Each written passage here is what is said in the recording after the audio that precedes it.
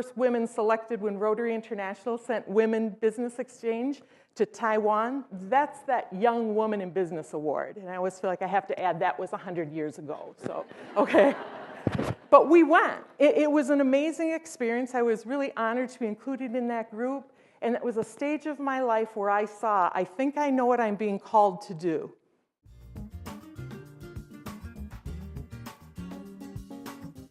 Do one thing, one bold thing as a result of something that you experienced today, or someone that you've met today, or one thing that you've learned today. Just one.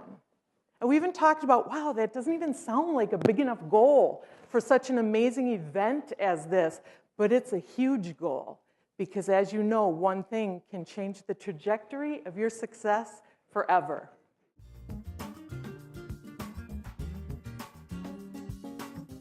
But I wanted to own a store that treated their customers like Casual Corner did back in the 70s. I loved their marketing. And I went in and I just said, I want to own a shop like yours, so could you teach me how to run this business? And oh, lucky I got this person, because she said, how about if you just start as a salesperson? And I became the most passionate, committed salesperson and the youngest store manager in charge of sales.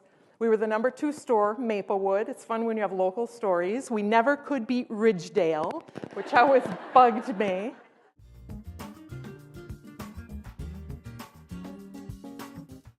I met this really great woman there, and I was just interested, right? And I said, oh, what do you do? And that's such a tricky question nowadays, right? Because I want to honor you if you're at home working with your family. I want to honor you if you're working. I want to honor you if you're between work. It's all important.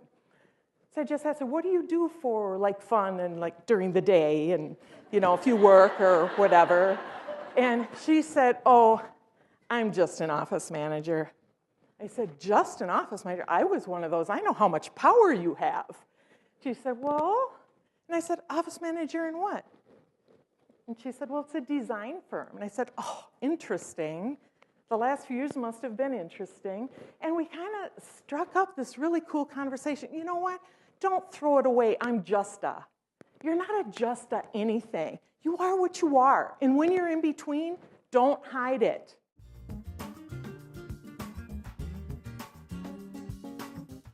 And now I need to talk about that because you have stories that maybe by my sharing that, it will free you up to share one of your stories.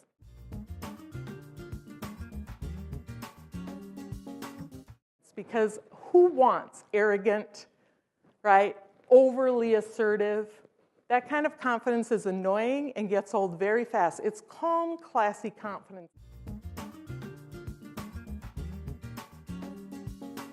It's reigniting and recalibrating and reinventing and reimagining. That's life, right? I don't think there are straight trajectories to anywhere.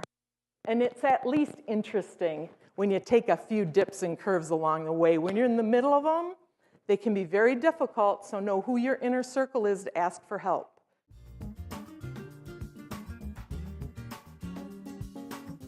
There are ways, if you're willing to bring the solution and be the solution when you want change, start with a conversation and be other-focused.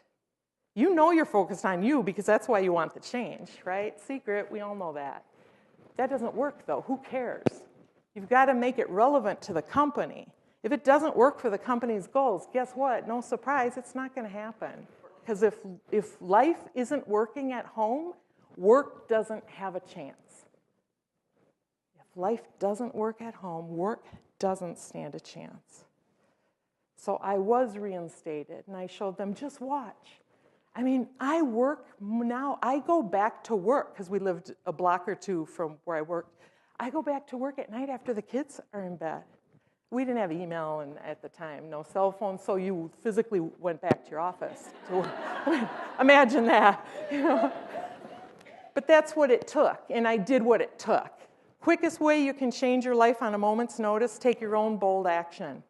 I know we're all about strengths nowadays. I know it is not about focusing on our weaknesses, but you've got to be willing to stop and say, this isn't working and I want to change it.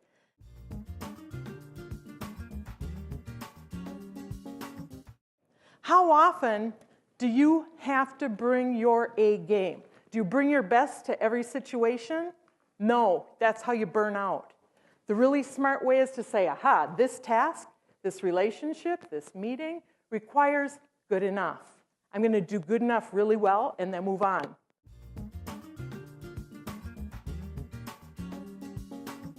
Fake. It's fake. You often hear the advice to fake it till you make it. I understand why we're advised to do that. Don't. Stop. There's a better way. Fake only breeds fake.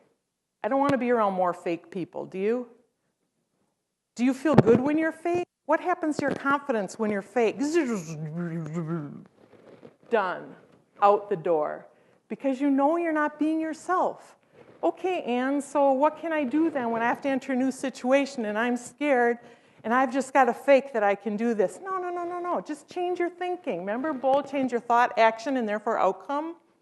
Change your thinking. Practice a new, small step of confidence.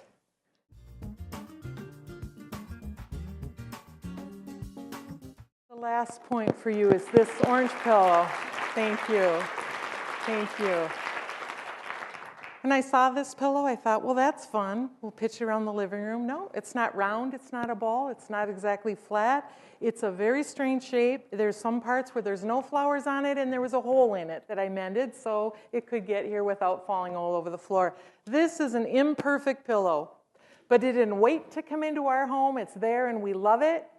Don't wait to share your gifts. Don't wait till you have the perfect job, the perfect role. Lead right where you're at. Do not wait to be perfect. Don't even strive to be it. Embrace your imperfection. And that'll make us all feel better if you do.